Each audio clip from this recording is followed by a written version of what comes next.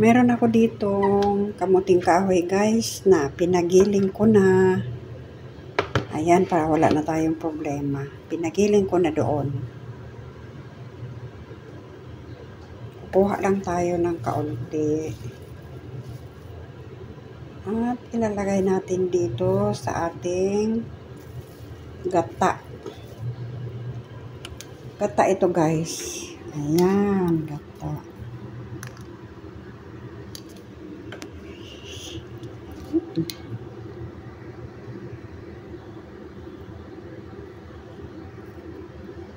Gata to. Maglalagay na rin tayo ng asukal para sa kanyang panimpla. Itimplahan natin ito guys bago natin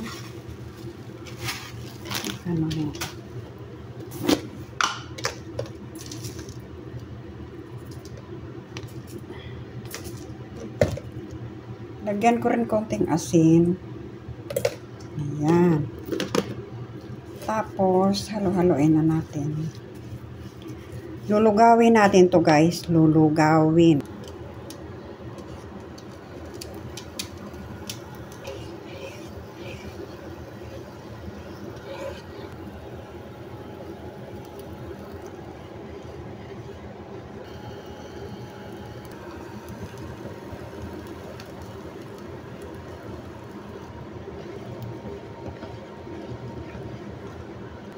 Ayan na siya guys, luto na ang ating lugaw na giniling na kamuting kahoy. Set aside natin siya guys para naman sa ating susunod na gagawin ay pipigaan natin ang kamuting kahoy mga guys para maalis ang kanyang katas na mapait. Kasi hindi natin alam may mga mapait sa kanyang katas. Sa kamuting kahoy pala. Ganyan ang gagawin natin guys. Ayan, pipigain natin. Ayan. Ganyan. Nang maalis ang kanyang katas. Ganito na ang kanyang itsura guys. Ayan. Ayan na guys ang ating pinigaan. Ngayon na naman, dudurog-durogin na naman natin. At lalagyan ko lang siya ng tubig guys. Pamalit doon sa piniga natin na katas niya. Para malambot sa ating pagluto. Haluin ko ulit. At ito na guys ang ating tapos nang nilagyan ng tubig. Para naman sa tubig natin guys, kung gaano karami yung katas ng piniga ninyo, ng katas niya, ganun din kadami ang ibabalik.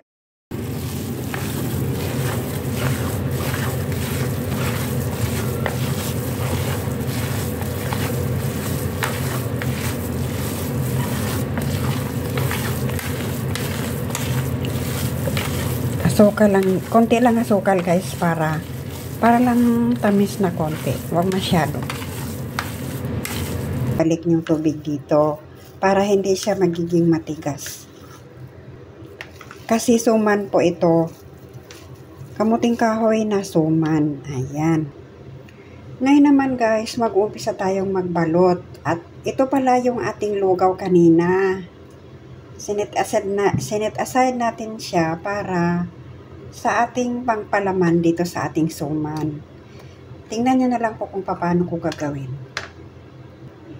Kukuha po tayo dito sa ating kamuting kahoy na pinigaan na nilagyan ng tubig. Isang kutsara lang po or isa't kalahati. Ganon. Palalaparin lang natin siya ng ganyan. Tapos kukuha tayo dito at ilalagay natin dyan sa gitna. Ganon siya.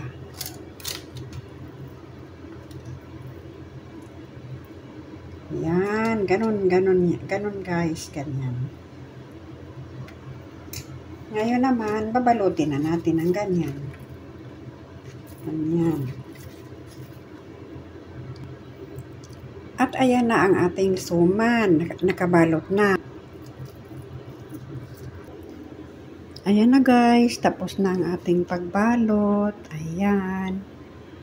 Ayan naman ay puputulan. At ayan guys, ilalagay na natin sa ating steamer ang ating suman.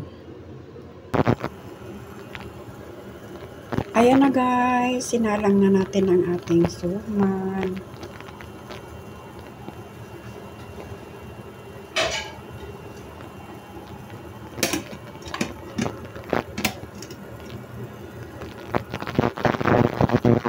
Kuluan lang natin siya ng mga 30 minutes guys. Luto na mga guys. Ayan. Ayan na, luto na ang ating suman na kamuting kahoy. Ayan guys, ang kanyang gitna. Masarap yan kasi yung lugaw natin na kamuting kahoy din na may gata. Ayan.